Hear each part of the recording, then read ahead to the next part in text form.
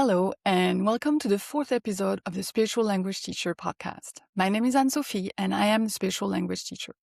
Our theme today is conscious co-creation. This might sound like a very intimidating idea, but as always, our deep dive into our book will guide us toward a clear understanding, not only of what co-creation is, something we already do all the time in many different ways, but how we can move toward conscious co-creation, which is truly life-altering. Before I define what conscious co-creation is and is not, let's look at the word creation. Creation comes from the Latin creatio, from creare, to create, which holds two meanings. Number one, to make or produce, like building something, and number two, to cause to grow, like planting a seed. So creation is not just making, it is bringing something into being by helping it grow. Now let's look at the small but mighty co of co-creation. Co comes from Latin meaning together, with, or mutually. Co-creation literally means creating together, and the co is not just a prefix. It is not optional. It is necessary. It is the recognition that nothing creates alone, that we are not separate. The co grounds our power as conscious creators and protects us from isolation, domination, and distortion. There are important distinctions to make when we talk about conscious co-creation. First, we are co-creating every second of the day and in infinite ways, but we're not aware of it until we are. This unconscious co-creations, which shapes us from birth, often feels difficult, heavy, full of struggle, effort, disappointment, and stagnation. Once we insert consciousness into co-creation, we step into a completely new perspective, a much higher frequency. This is the game changer. Secondly, conscious co-creation is first and foremost embodied co-creation. So if we choose to be conscious co-creators, we must first gather the parts of ourselves that we have abandoned, ignored, or never learned to see. And by that, I mean the parts of our body, the vessel through which the unseen, the divine, the invisible communicate with our higher self. A couple of months ago, during a yoga class, I was shown a vision. Black shapes, I didn't yet know what they represented, resting on 5 or 6 ice floes, 1, 2, or 3 shapes per flow, floating in the water, waiting to be gathered and assembled into one, like the pieces of a puzzle. A few weeks later, in a dream,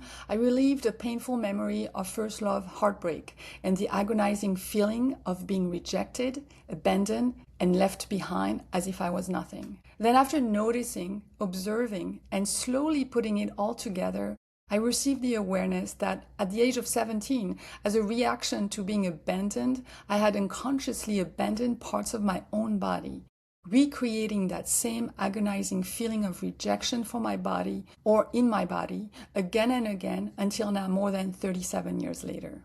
I then understood that the black shapes were the parts of my body that were ready to be reunited, or rather that they had always been ready and that I was finally ready to have the courage to face the truth that I had abandoned them. Following the steps I outlined in our second podcast with Eric, I noticed and observed the feeling of abandonment, kept it company, received the awareness, and then took the bridge of courage into choiceless, inspired action. I started practicing what I call harmonic gathering, consciously calling back and receiving these abandoned parts of my body in self-forgiveness. As we explored in our deep dive in the giving tree in the third podcast, receiving, not taking, and giving only from overflow is the path towards self-love, and conscious co-creation is rooted in self-love, beginning with love of our bodies when we choose to be embodied co-creators. The love our body has for us is unconditional love.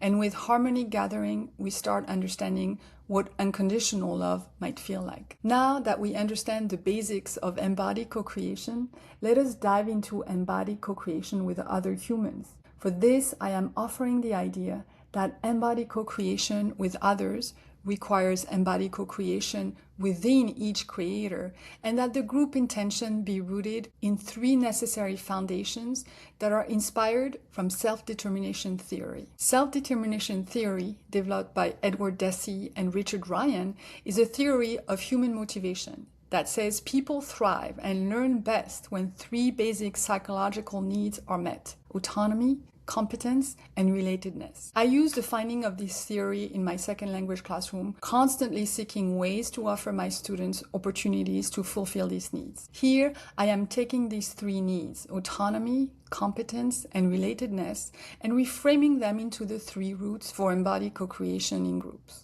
Let us look at the first root, autonomy. The word autonomy comes from ancient Greek, combining auto, self, and nomos, law or rule. So it literally means self-rule or self-governance. Having autonomy means acting from our own will and making our own choices, not being controlled or forced by others. It is about having the freedom to decide for ourselves. It is when we can make our own plans, choose our own path, and live by our own rules. Autonomy is the feeling that our actions are self-chosen and aligned with our own values and interests, rather than controlled by external pressure. Therefore, autonomy is the feeling of sovereignty. If you are unsure what sovereignty is, I invite you to listen to the second episode of the Spiritual Language Teacher podcast, The Crown Within, Embodied Sovereignty, mirrored by Eric. The second need outlined by Desi and Ryan is competence. From Latin competentia, meaning fitness or ability. Competence is about being good at what we do. It is the practical mastery of a skill or area, allowing us to achieve desired result efficiently and reliably. It is about having the ability to do something well, to have the knowledge, skills, and experience to perform tasks or function effectively. In my classroom, at the very basic level, I understand this as the teacher having the expertise, in my case speaking French and teaching from that state of competence, while offering opportunities to students to perform tasks effectively. Spiritually, competence is the feeling of being capable and effective with a sense of mastery and the belief that you can meet challenges and act from clarity and integrity in a harmonious way without distortion. It is the feeling of coherence. It is the state of nervous system coherence that I call the willow coherence. Feel free to revisit episode 1 on that topic, acquisition, coherence, and embodiment, a journey with Coco. The third need is relatedness. The root of relatedness is the Latin word relatus, which means brought back or referred. It comes from the verb referre, which combines re, back or again, and fere, to carry or to bring. So relatedness literally means the state of being carried back or referred to something else, pointing to connection or relationship. So relatedness is about connection, how beings are linked either through shared traits, origin, or interaction. It points to how elements in a system or environment are interdependent and influence each other. In my classroom, these are all the opportunities to connect teacher with students and student with students to foster a true classroom community spirit and co-creating the class together. Spiritually, relatedness expands to include the idea that everything is interconnected. It is the awareness that we are not separate, but part of a fractal tapestry of consciousness. It is the feeling of resonance. The word resonance comes from the Latin resonantia, which means echo or resounding. So resonance literally means sounding back or echoing. Resonance is when our inner state matches our outer frequency, allowing us to vibrate at the same frequency as others in the group and to amplify one another. Inspired by self-determination theory, embodied co-creation in groups is rooted in sovereignty, coherence, and resonance. When we're sovereign in our choices, coherent in ourselves, resonant with others, we co-create harmonically. We are embodied co-creators. Now, without further ado, let's dive into our book. It is Stone Soup, the version by Jon J. Muth. A few words about the origin of the tale of Stone Soup first. It is originally a European folktale in which hungry strangers or a traveler come to a village whose people claim they have no food. The traveler starts boiling a stone in a pot of water, calling it stone soup, and suggesting that a little cabbage or a few carrots will make it better. Intrigued, each villager contributes a small ingredient until there is plenty of soup for everyone. The earliest written versions are thought to trace back to France and appeared in print in the early 1800s. But the story circulated orally before that. Variants replace the stone with a nail, button, or axe, but the core theme is always that collaboration and sharing reveal hidden abundance. A few days before starting my deep dive of stone soup, a friend of mine texted me to look into Shinto rocks. I love the connection here. Shinto is Japan's oldest native spiritual tradition, often described as the way of the gods, which honors kami, divine presence or spirits, manifesting in nature, ancestors, and everyday life. In Shinto, certain rocks are seen as spirit body, where kami spirits can descend and become manifest. They are often marked with ropes to show that this ordinary stone has become a threshold between the human and the sacred. Rocks in this tradition represent continuity and the presence of spirit in the seemingly inert. The wedded rocks, for example, embody divine union and relationship and are honored as symbols of connection, fertility, and the bridge between worlds. In our stone soup, the stones, like Shinto rocks, are a sacred partner, a visible embodiment of the divine that co-create with us. Jon J. Muth's version of stone soup fits beautifully with the Shinto rock connection. Jon J. Muth is an American writer and illustrator whose picture books blend fine art watercolor, Asian philosophy, and storytelling to explore presence, compassion, and everyday spirituality with children. Jon J. Muth grew up with a mother who was an art teacher, taking him to museums around the country and nurturing his love of drawing and painting from childhood. He had his first solo exhibition of paintings and drawings at the age of 18, then chose a non-traditional path instead of formal art school, studying with working artists and later traveling to Japan and Europe to study stone sculpture, brush calligraphy, and painting. He has a lifelong interest in Asian studies and explicitly draws from Buddhist and Taoist sources in his storytelling. Stone Soup, retold and illustrated by Jon J. Muth. 3 monks, Hawk, Locke, and Sao, traveled along a mountain road. They talked about cat whiskers, the color of the sun, and giving. What makes one happy, Sao? Asked Hawk, the youngest monk. Old Sao, who was the wisest, said, "Let's find out." The sound of a bell brought their gaze to the rooftop of a village below. They could not see from so high above that the village had been through many hard times.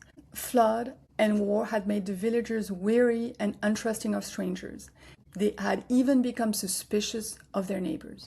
The villagers worked hard, but only for themselves. There was a farmer, a tea merchant, a scholar, a seamstress, a doctor, a carpenter, and many others, but they had little to do with one another. When the monks reached the foot of the mountain, the villagers disappeared into their houses. No one came to the gates to greet them. And when the people saw them enter the village, they closed their windows tight. The monks knocked on the door of the first house. There was no answer. Then the house went dark. They knocked on the second door, and the same thing happened. It happened again and again from one house to the next. These people do not know happiness, they all agreed. But today, said Sao, his face bright as the moon, we will show them how to make stone soup. They gathered twigs and branches and made a fire. They placed a small tin pot on top and filled it with water from the village well. A brave little girl who had been watching came to them. "What are you doing?" she asked. "We're gathering twigs," said Locke.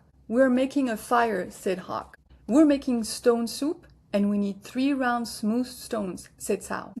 The little girl helped the monks look around the courtyard until they found just the right ones. Then they put them in the water to cook. "These stones will make excellent soup," said Sao. "But this very small pot won't make much, I'm afraid." "My mother has a bigger pot," said the girl. The little girl ran home. As she started to take a pot, her mother asked what she was doing. "The 3 strangers are making soup from stone," she said. "They need our biggest pot." Said the girl's mother. "Stones are easy to come by. I'd like to learn how to do that." The monks poked the coals. As smoke drifted up, their neighbors peered out from their windows. The fire in the large pot in the middle of the village was a true curiosity. One by one, the people of the village came out to see just what this stone soup was. "Of course, old-style stone soup should be well seasoned with salt and pepper," said Hawk. "This is true," said Locke as he stirred the giant pot filled with water and stones. "But we have none." "I have some salt and pepper," said the scholar with eyes big with curiosity. He disappeared and came back with salt and pepper and even a few other spices. Sao took a taste. "The last time we had stone soup of this size and color, carrots made the broth very sweet." "Carrots?" said a woman from the back. "I may have a few carrots, but just a few." And off she ran. She returned with as many carrots as she could carry and dropped them into the pot. "Do you think it would be better with onions?" asked Hawk. "Yes, maybe an onion would taste good," said the farmer, and he hurried off. He returned in a moment with 5 big onions, and he dropped them into the bubbling soup. "Now that's a fine soup," he said.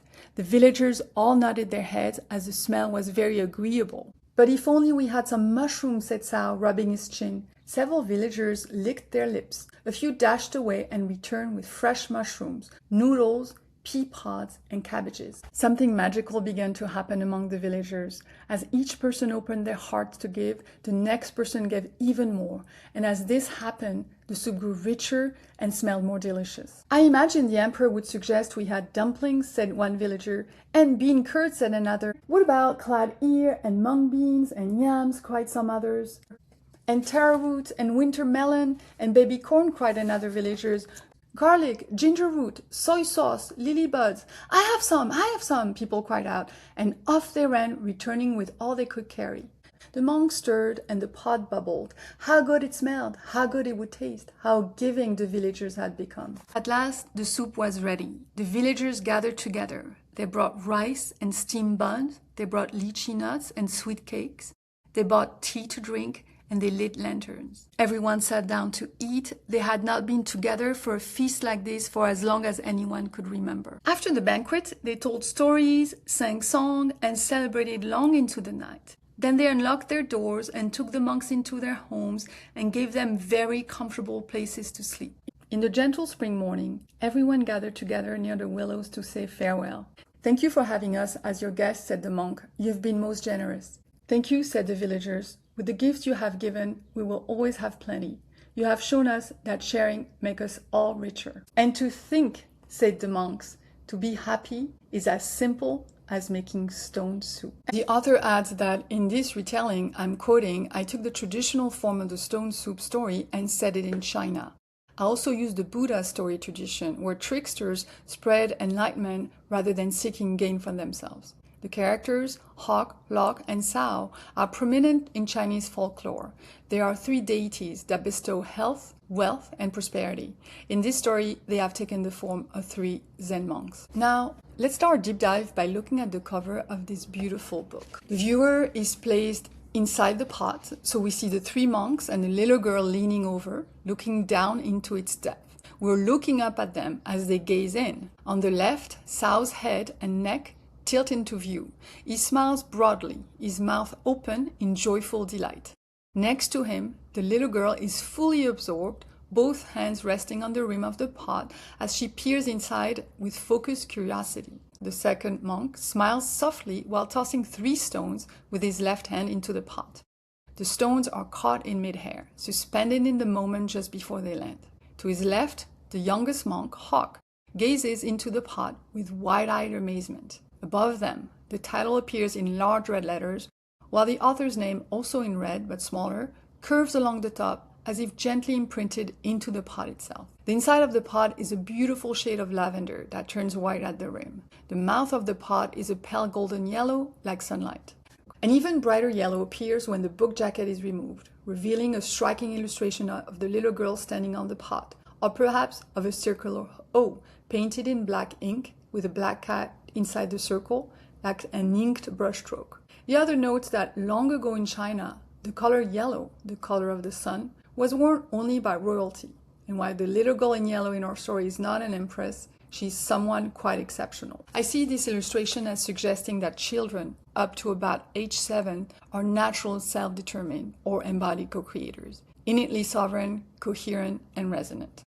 The red of the title and the author's name deepens the symbolism of sovereignty and divine favor, carrying the resonance of good fortune, a protective life force, and a quiet, joyful harmony that surrounds and sustains. The lavender to white interior of the pot can symbolize a vessel of spiritual transformation, a gentle, healing field, lavender, that through embodied co-creation rooted in sovereignty, coherence, and resonance, moves toward clarity and awakening, white. 3 monks and the 3 stones represent a lot symbolically, but here I'm choosing to link them to my 3 roots for embodied co-creation: sovereignty, coherence, and resonance. The focused and curious little girl symbolizes innocence, presence, and the power of focused attention. She's fully absorbed in the moment, reminding us that true transformation requires childlike wonder and discernment. Placing us, the viewer, inside the pot is a powerful symbol of embodied co-creation.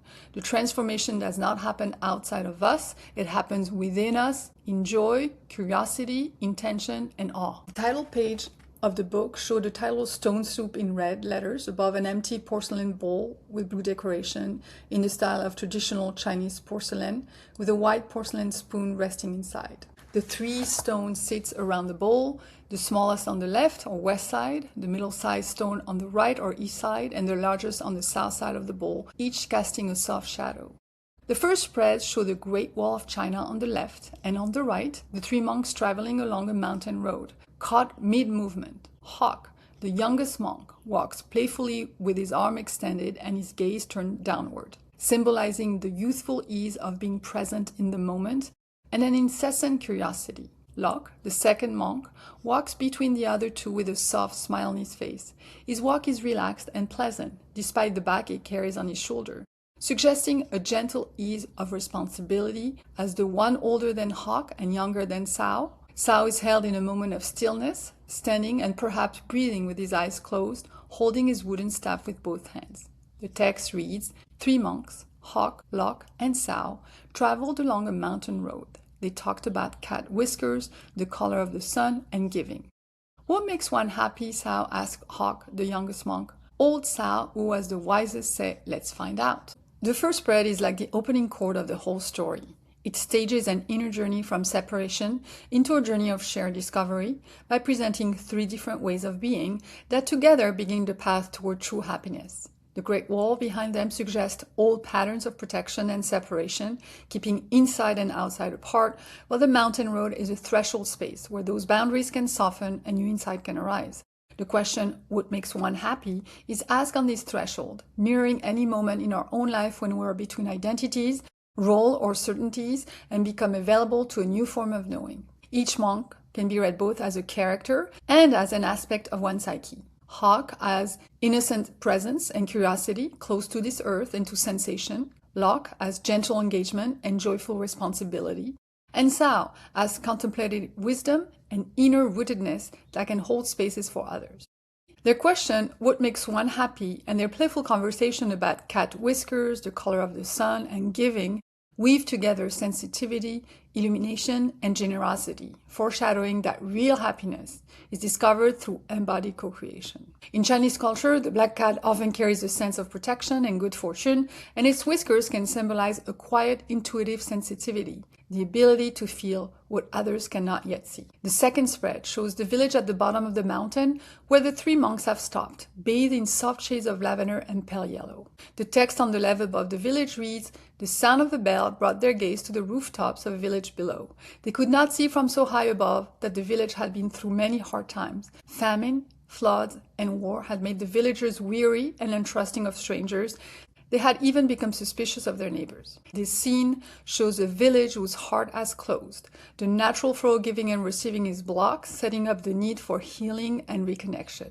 The soft lavender and pale yellow suggest a weary, fragile atmosphere like a place held in the quiet light of dawn. The mention of famine, floods, and war names a community stuck in survival and mistrust, where even neighbors are suspicious of one another. The bell that catches the monks' attention acts like a spiritual call, drawing them toward this wounded collective. Spiritually, the spread marks the starting point, a village frozen in fear and separation, yet unknowingly ready to be seen and healed, with the monks acting as catalysts for the shift from unconscious co-creation to embodied co-creation, rooted in sovereignty, coherence, and resonance. The next spread shows portraits of 6 villagers, 3 on each page. The text reads, the villagers worked hard, but only for themselves. There was a farmer, a tea merchant, a scholar, a seamstress, a doctor, a carpenter, and many others, but they had little to do with one another. Each villager is shown guarding what they have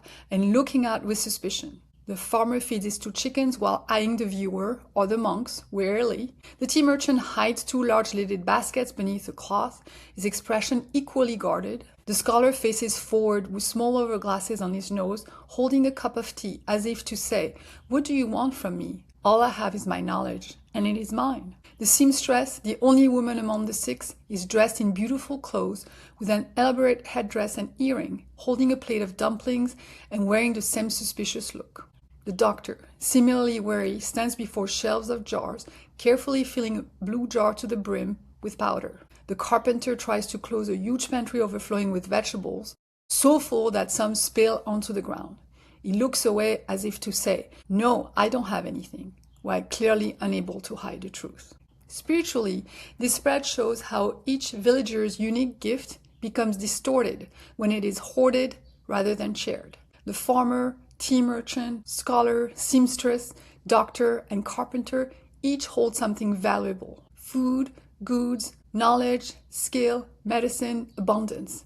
But their suspicious gazes and hiding gestures reveal a community where fear has blocked the natural flow of giving and receiving. What could nourish the whole village is locked behind doors, jars, baskets, and guarded expression. In this light, the portraits are like facets of one fragmented body, mirroring a collective nervous system stuck in survival mode, where self-protection overrides connection. Just like the parts of my body on separate ice floes, awaiting my readiness to awaken into harmonic gathering, which in this story, the monks will soon begin to initiate. The next spread shows the entrance to the village. The outer walls are darker brown and the main gates resemble a face, guarding the village and watching the newcomers with suspicion. The 3 monks stand at this gate, the door on the right slightly open, pausing before they enter. The text reads, "When the monks reached the foot of the mountain, the villagers disappeared into their houses. No one came to the gates to greet them, and when the people saw them enter the village, they closed their windows tight." Spiritually, this scene shows what happens when a closed heart meets an open presence. The villagers disappearing into their houses and closing their windows tight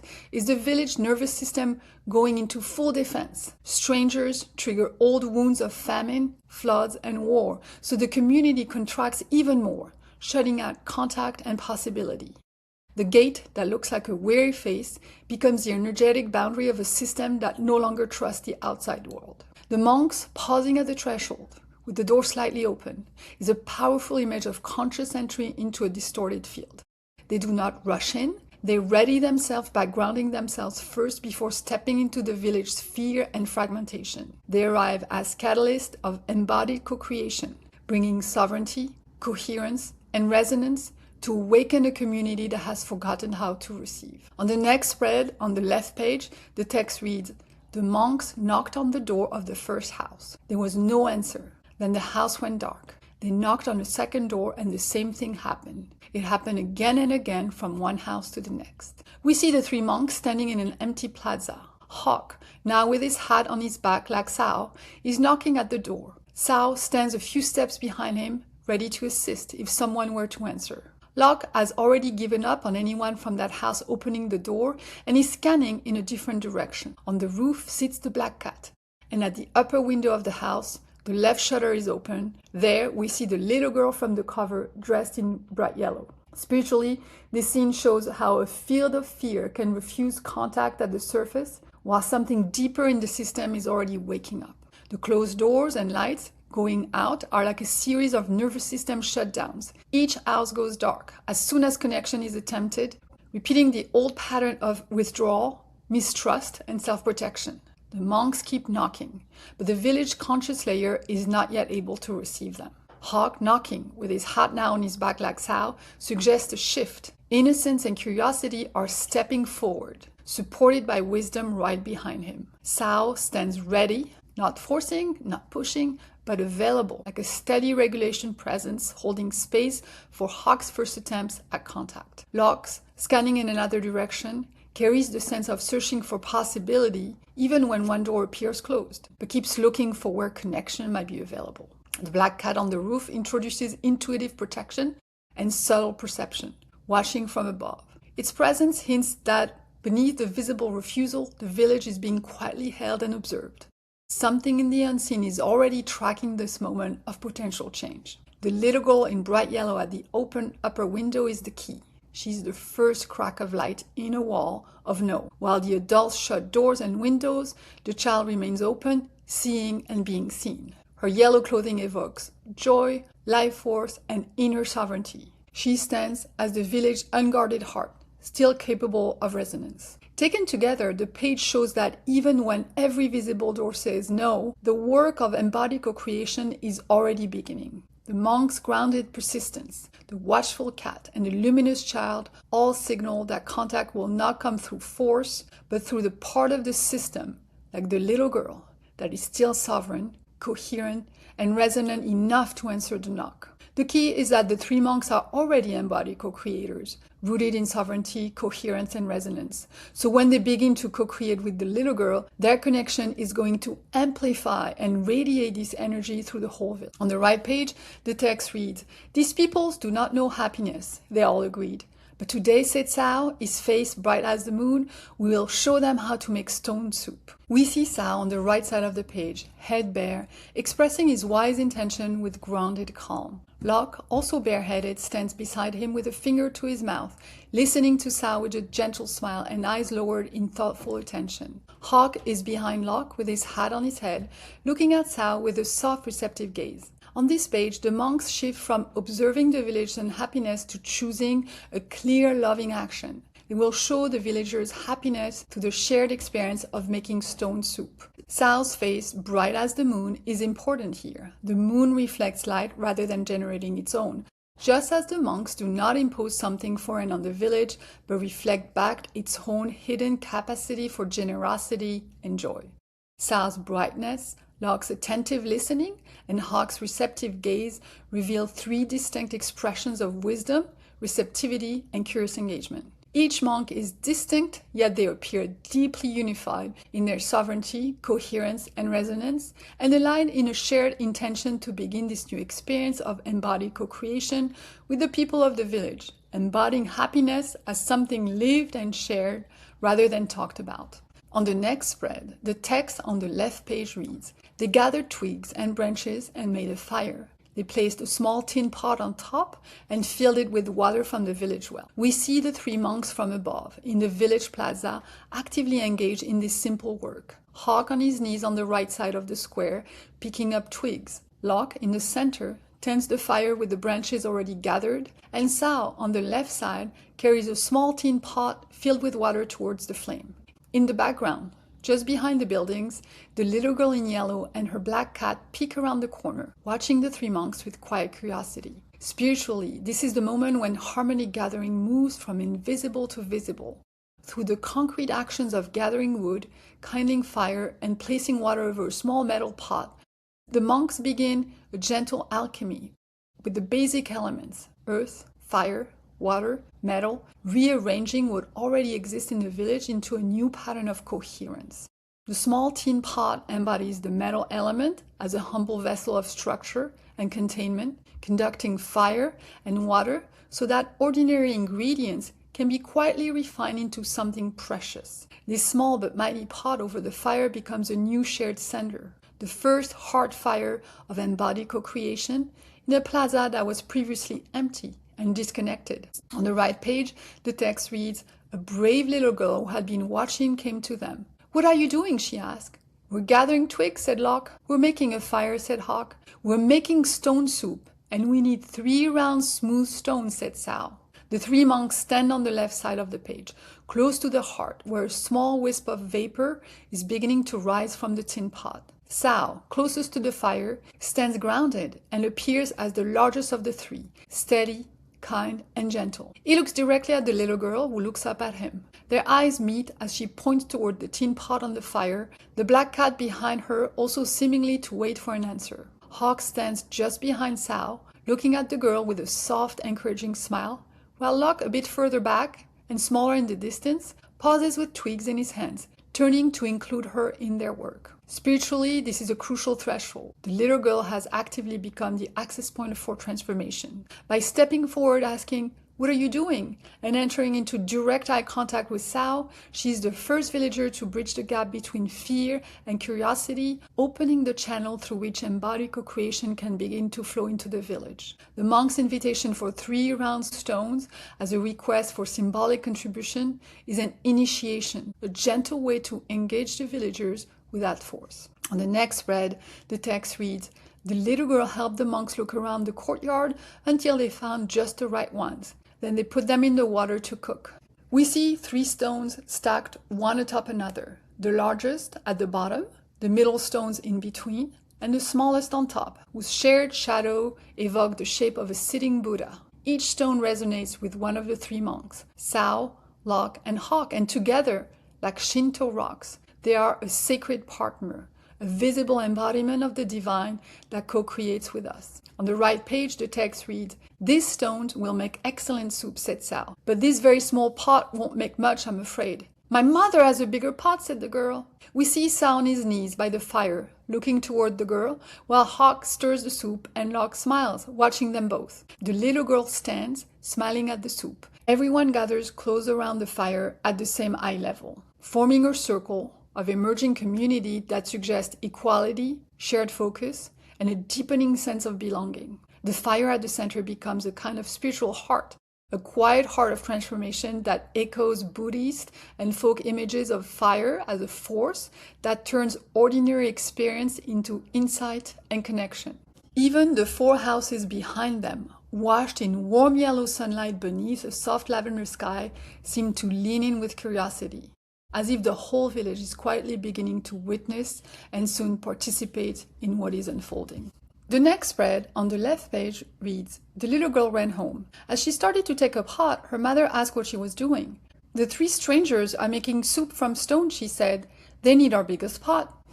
'Said the girl's mother. 'Stones are easy to come by. I'd like to learn how to do that.' The viewer is placed inside the outdoor courtyard of the little girl's house. We see a woman sweeping the ground close to us, and through a round opening, echoing both the pot on the cover and the large pot the girl is rolling like a hula hoop, we glimpse the girl fully absorbed in her playful yet purposeful mission. The black cat, a silent guardian of thresholds, peeks into the courtyard, reinforcing the sense that intuitive awareness is stirring beneath the surface of everyday life. Another woman watches the little girl, while a small boy beside her points toward the girl's mother, who's peeking out from a window with only half her body visible. The mother's observation, "Stones are easy to come by. I'd like to learn how to do that," is a pivotal moment. It marks the transition from passive observation to active participation. She represents the adult community's awakening, the shift from skepticism to curiosity, and from curiosity to co-creation. Her willingness to learn from strangers and embrace a seemingly illogical idea, soup from stones, signals a breakdown of rigid belief systems and a return to beginner's mind. The woman sweeping is a subtle but significant presence. Sweeping is an act of clearing, preparing, and making space.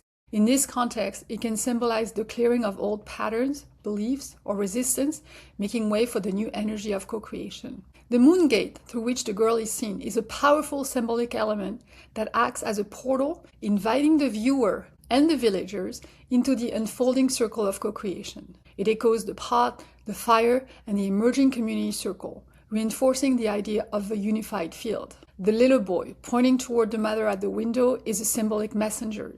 His pointing is a nonverbal invitation, a signal that the mother's curiosity is being noticed and is already resonating within him, both as an individual and as a representative of the next generation. The text reads, "The monks poked the coals. As smoke drifted up, the neighbors peered out from their windows. The fire and the large pot in the middle of the village was a true curiosity. One by one, the people of the village came out to see just what this stone soup was." This spread is a beautiful choreography of thresholds, every figure caught in the in-between, neither fully inside nor fully out. A family appears at one window, the children's open curiosity already pulling them forward, while the parents hold back. The scholar in red is half visible at another window, while a child alone fills another frame, just half a face, wide-eyed and unguarded. A woman in green leans on the windowsill, her hand resting at the edge, as if steadying herself at the boundary between safety and participation.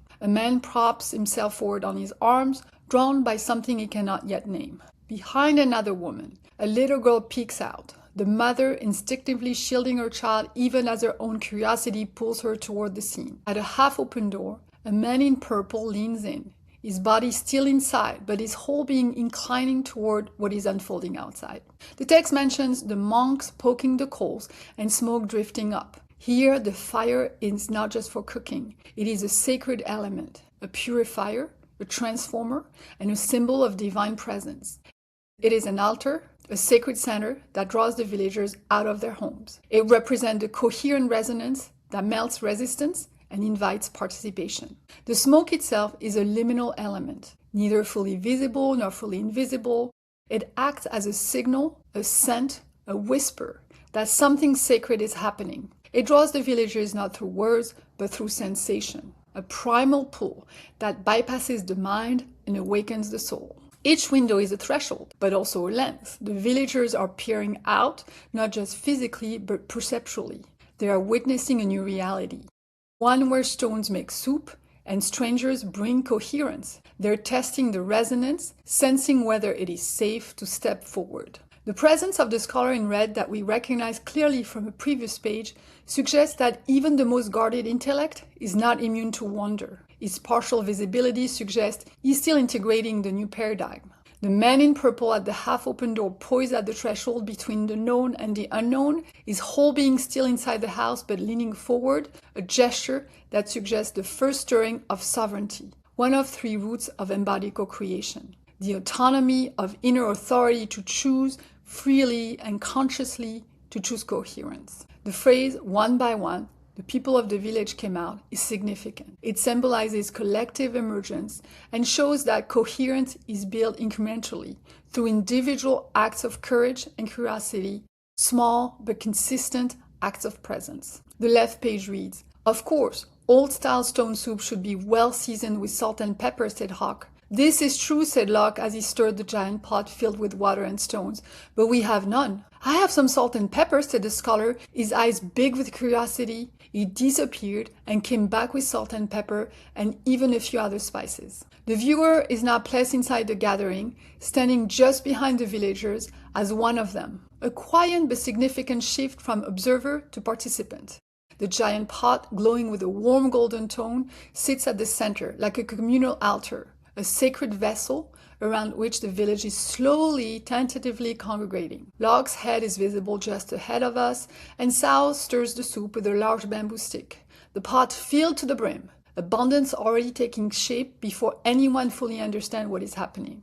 The mother and her son, standing closest to the pot, seem drawn in by something they feel more than they know. The little girl in yellow and her black cat look into the soup with awe, their openness a quiet contrast to the adults still holding back. The couple behind them smile with quiet amazement, already crossed over from hesitation into wonder. The scholar stands in the middle distance, not too close, not too far, still suspended between logic and wonder, even as his own spontaneous acts of contribution has already transformed him from observer to co-creator. The mind following what the heart moved first. Behind him, a woman stands holding a baby, a timeless image of new life held close, of the future already present in the circle. Further back, two men approach hesitantly, the last representative of resistance, slowly dissolving into curiosity. The scene captures the precise moment when the community begins to trust what it cannot yet explain. "The last time we had soup stones of this size and color, carrots make the broth very sweet," said Sao. "Carrots?" said a woman from the back. "I may have a few carrots, but just a few." And off she ran. She returned with as many carrots as she could carry and dropped them into the pot. What we see, however, tells a different story than just a few. The woman appears in beautiful, luxurious clothing, her hair elegantly pinned and adorned with jeweled earrings, carrying a large, bountiful basket overflowing with vivid, leafy carrots. Beside her, her small son stretches his arm upward, offering another basket filled to abundance like a horn of plenty. In this stillness, hidden resources are revealed. The gap between what she says and what she gives is itself a teaching.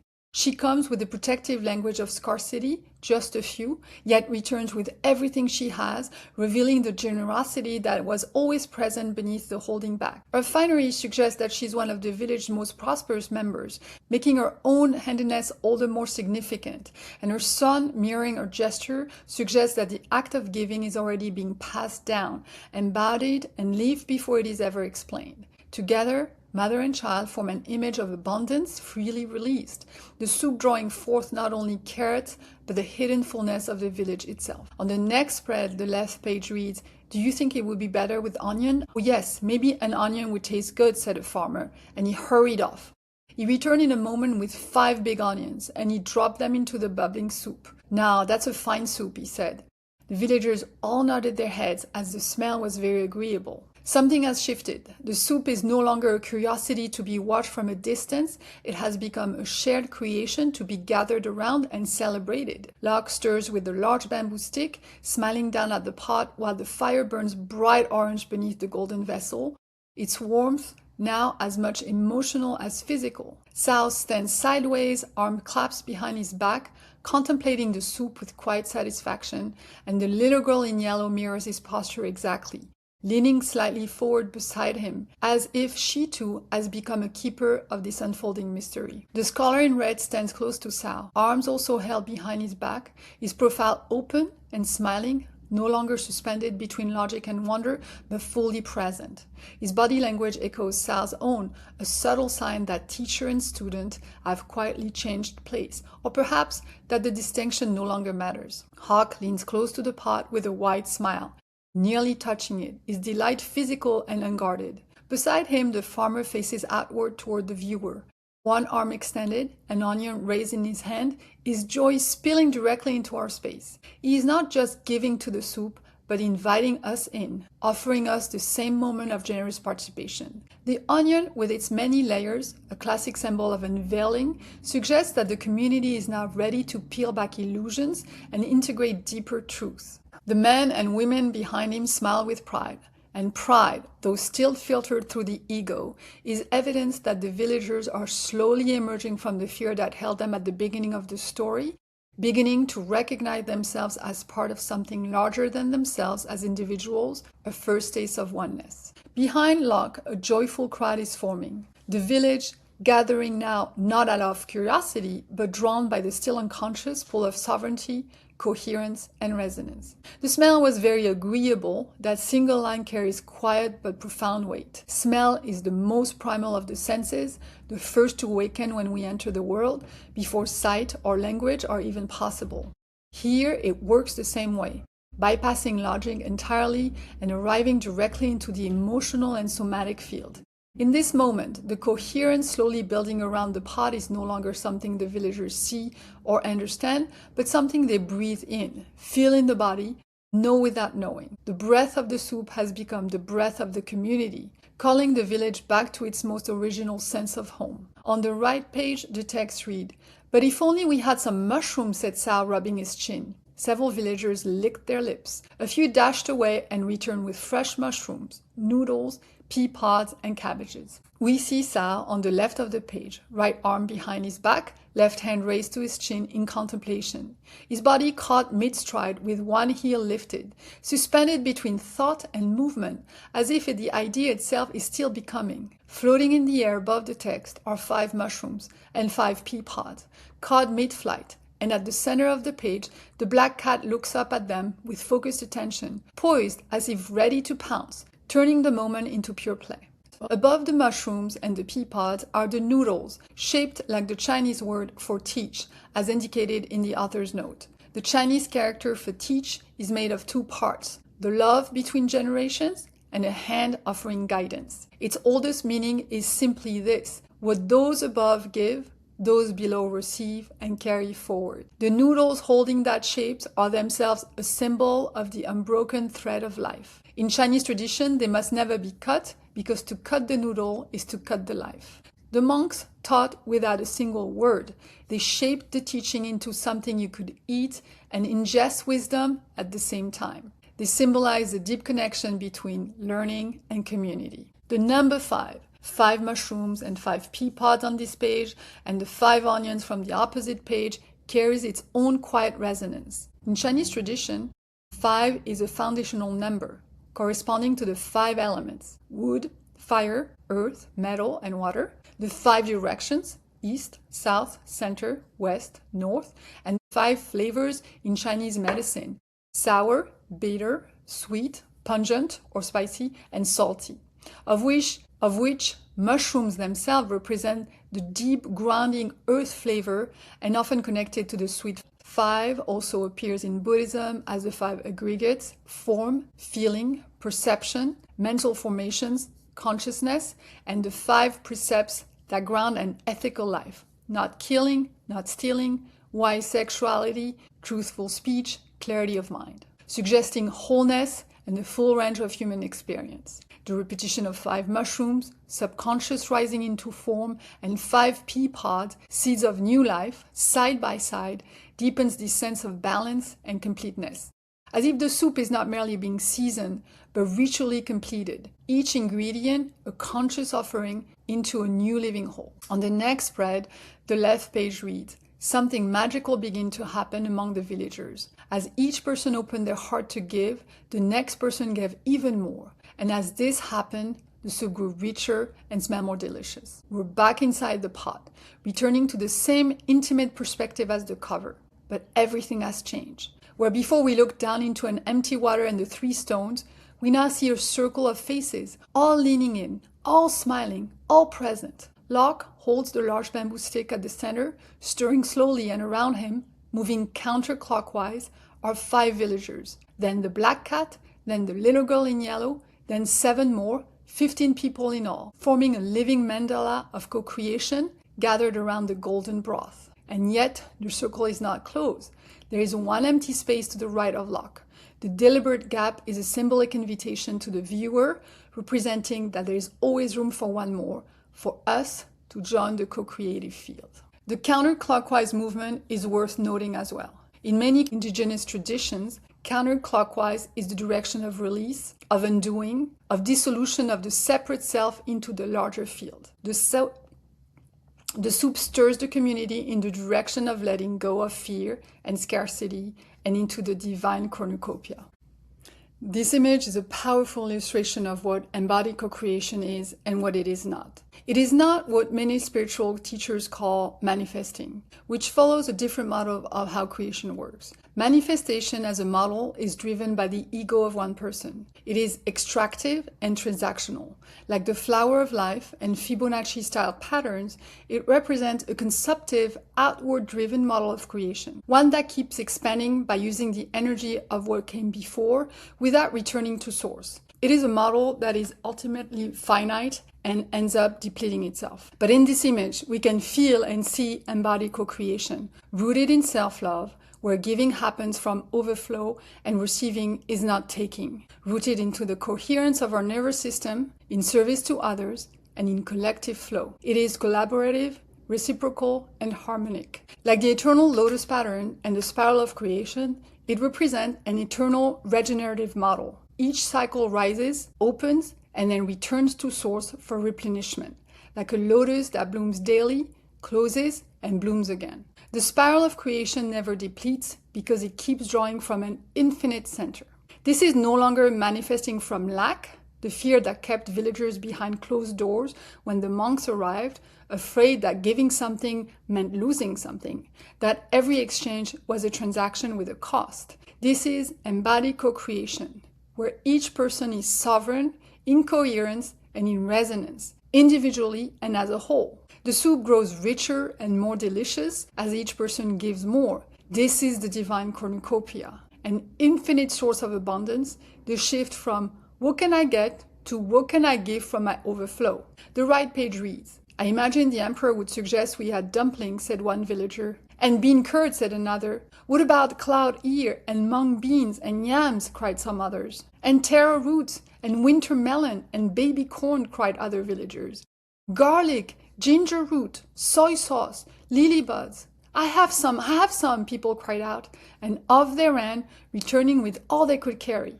The monks stirred and the pot bubbled. How good it smelled, how good it would taste, how giving the villagers had become. We see them now, 4 adults and 4 children, each carrying their own horn of plenty. A living tapestry of color moving through the village, they parade joyfully, not in a neat straight line. To an outside-eyed, not yet in coherence, it might look like chaos. But it is not chaos. It is the natural form that aliveness takes when it is no longer forced into uniformity. Every person is unique, Every contribution is different. Every difference is received as perfect. This is the true meaning of community and belonging. Not sameness, not conformity, not the erasure of the self into the collective. There is longing inside belonging. Longen means to long, to yearn. The true meaning of belonging is not sameness, conformity, or erasure of self. It is a deep attraction or ache towards something. You cannot belong where you do not long to be. Belonging is resonance. Community runs even deeper. From Latin communitas, built on come, together, and munus, a word that holds a stunning paradox, meaning simultaneously gift, duty, obligation, and burden. To receive a munus is already to be obligated to return it. And at the root, me, lies the oldest meaning of all, to exchange, to swap, to circulate. Community is not a noun, it is a verb, disguised as one, a living system of gifts in motion. The villagers were afraid of munus, afraid that giving would mean losing. What the monks restored was the ancient knowledge that munus is the one gift that multiplies when it moves. Community and belonging are resonance, the third root of embodied co-creation, where everyone is an integral part of the whole, accepted and valued as they are. The whole incomplete if even one is missing. Communitas is munus in motion, the gift circulating, each person bringing exactly what they carry, the whole becoming richer for every distinct offering. To belong is not to disappear, it is to be finally seen, accepted, and woven in. The Emperor's suggestion to add rich ingredients symbolizes the integration of worldly abundance into spiritual practice, challenging the monk's austerity and inviting the community to embrace diversity. It acts as a catalyst, transforming fear into joyful co-creation, where every unique contribution enriches the whole. The essence of resonance is not unison, it is harmony. Not one note held by all, but every note finding its rightful place in a chord so alive it carries the whole village and the soup into something none of them would have made alone. On the next page, the illustration extends on both pages and the text reads, "At last the soup was ready. The villagers gathered together. They brought rice and steamed buns. They brought lychee nuts and sweet cakes. They brought tea to drink and they lit lanterns. Everyone sat down to eat. They had not been together for a feast like this for as long as anyone could remember. We see it now in its fullness. Tables assembled in a wide semicircle, 57 adults and children seated on benches on both sides, facing inward toward the center where the golden pot still rests over the fire, steam rising in slow luminous curls into the night air. 6 red lanterns hang above the gathering, their paper sides glowing amber and gold from the light within. Tassels of deep crimson swing gently into the night air. Hawk, Lock, and Sow move through the gathering with quiet joy, serving, hosting, tending. 3 monks were arrived with nothing but a stone and a question. Now presiding over a banquet, none of them planned alone. Everyone is smiling, everyone is eating, everyone belongs. The feast symbolizes the fruit of collective resonance, where individual contributions merge into a shared abundance, and the act of giving becomes the source of belonging.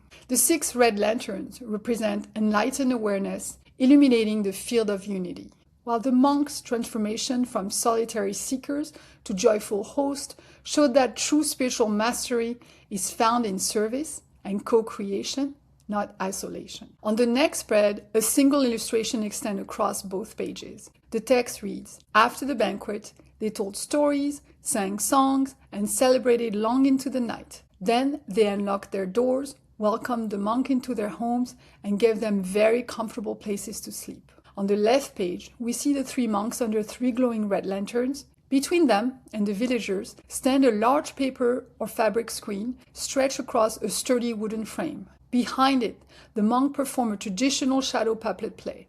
A dragon and an emperor flicker to life on the screen, while the monks themselves play music on their instruments. We can almost hear the sound of strings and voices blending with the rising sound of many people laughing together. A new music for a village that had been silent and shut away. The little girl in yellow stands close, watching with delight as her 5 shadows radiate around her feet, her body at the center of the circle. On the other side of the screen, on the right page, the villagers watch the show under 4 red lanterns. Some sit, some stand, 2 children hug each other, and people laugh together, their faces lit by lantern light and the bright white of the screen. The red lanterns and the candle turn the night into a pool of warmth, a complete change from the cold feeling of locked doors at the beginning of the story.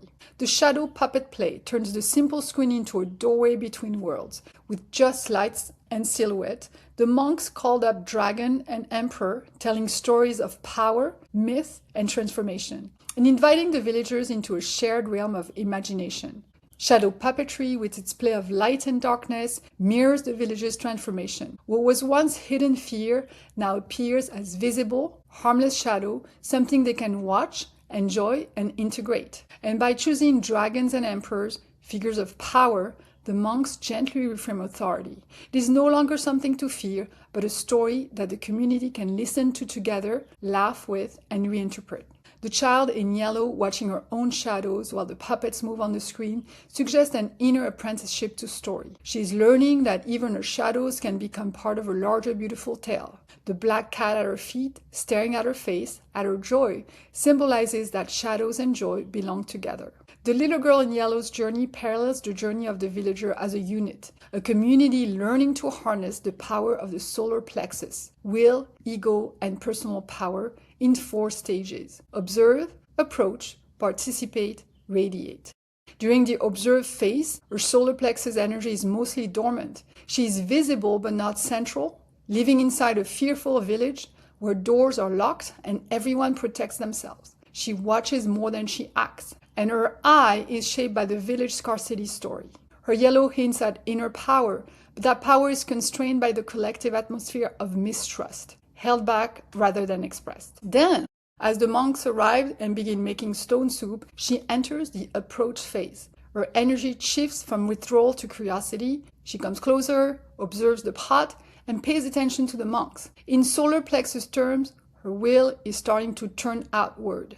Instead of using her power to defend or hide, she uses it to engage, to see, to learn, to be near a new possibility. She becomes a small but important bridge between the monks and the villagers, showing that a single child's willingness to approach can begin to soften a whole community's stance. In the participate phase, her will moves from curiosity into decisive action. She chooses to go home, get her mother's biggest pot, and will it back to the monks. Here, the solar plexus expresses itself as initiative and courage. She's no longer only witnessing change, she's actively helping to make it. By offering the largest pot, she symbolically offers the greatest capacity the household has. Through her choice, the villager's energy also begins to shift because her action gives the adults a concrete model of generosity, courage, and trust. Finally, in the radiate phase, her journey culminates in the shadow puppet scene. She stands near the candle and screen,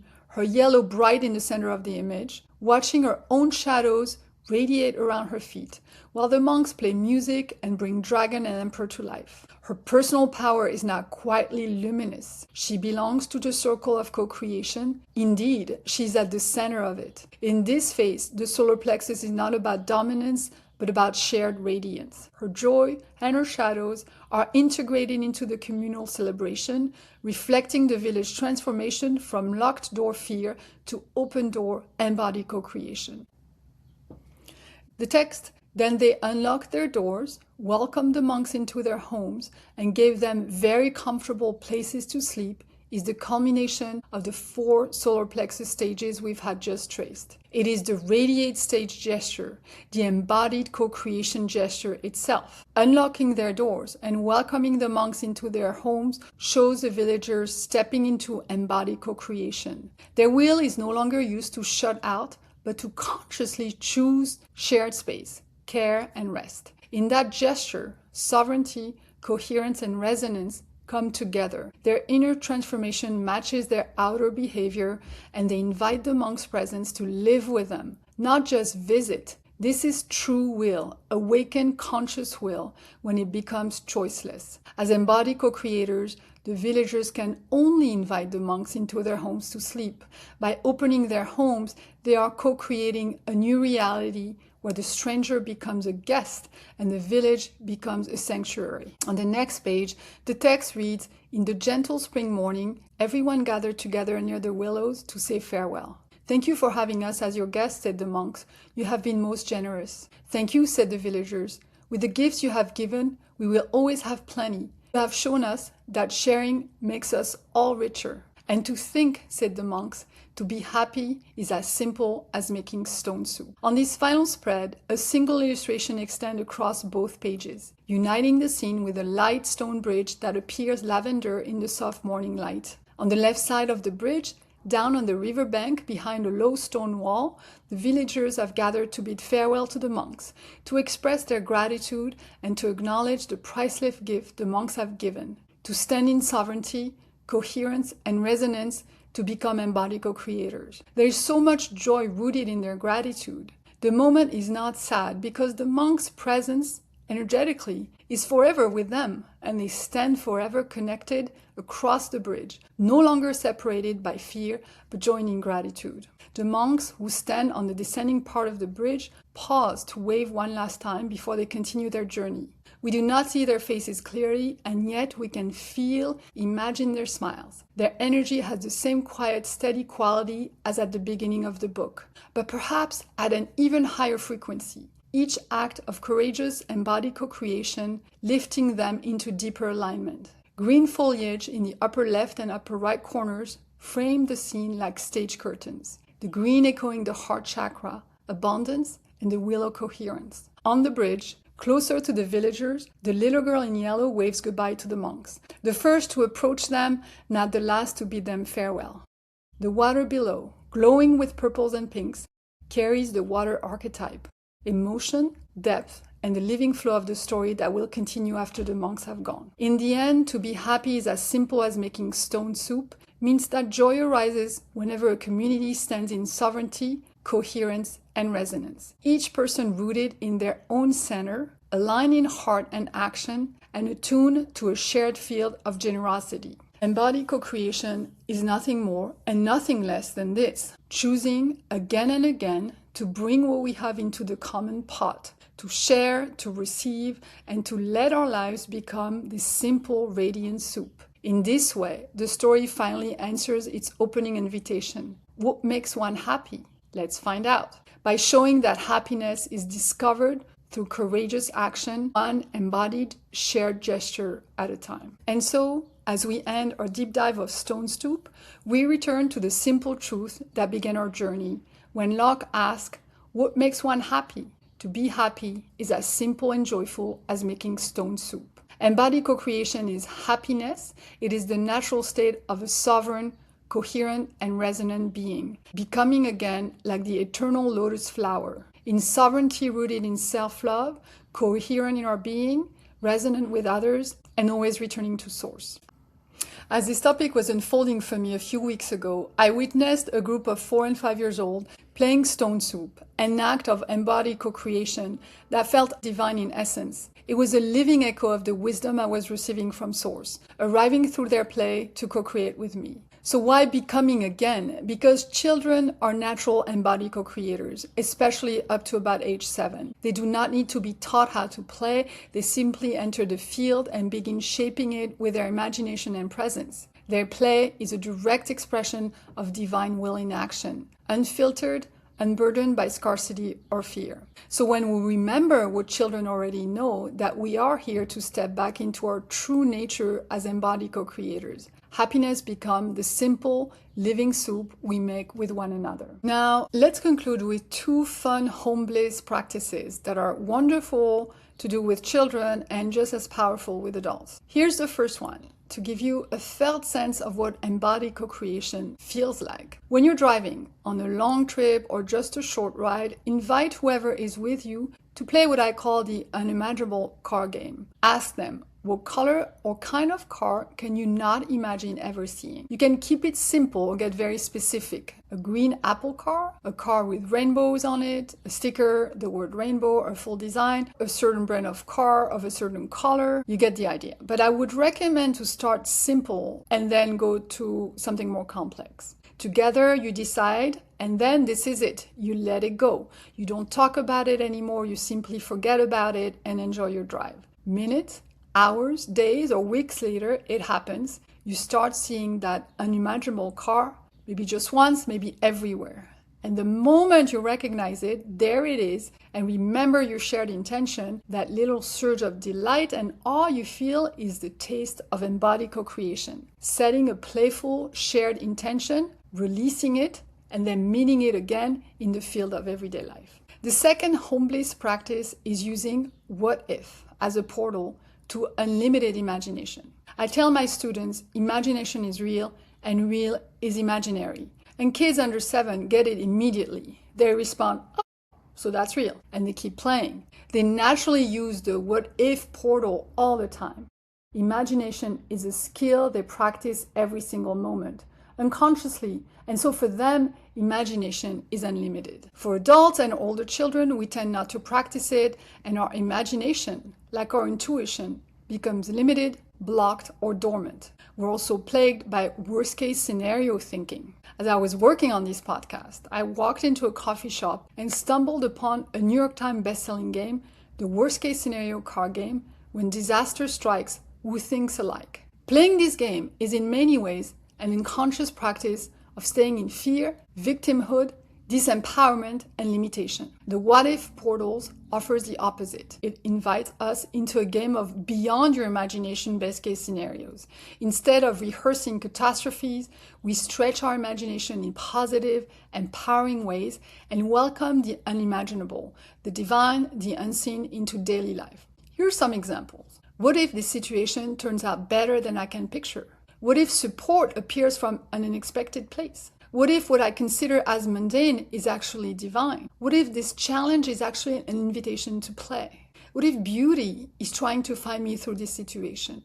What if I practice only receiving for a week? No giving, only conscious receiving. What if I could learn from the pain I feel in my body? Each what if becomes a tiny doorway into embodied co-creation, opening our field to kinder possibilities and inviting source to play with us. Where you put your energy, your attention goes. For kids, you can make them even more playful. What if our kitchen is secretly a magic soup laboratory? What if this walk is actually a treasure hunt and the treasure is invisible? What if every person we meet today has a secret superpower? Each what if keeps the door open and shifts the nervous system from contraction and worst case scenario into curiosity, play, and co-creation. And on that note, thank you so much for listening. Buddhist monks use a Pali term with the Sanskrit root, sadhu, to express appreciation and approval. So on that note, sadhu, thank you, merci, ta, spasiba, kosanom. If you like this episode, like and subscribe. If you have comments, questions, don't hesitate to reach out via Instagram at The Spiritual Language Teacher or by email at thespirituallanguageteacher@gmail.com. The video of this episode can be seen on my YouTube channel. Sadhu, and as always, remember to breathe.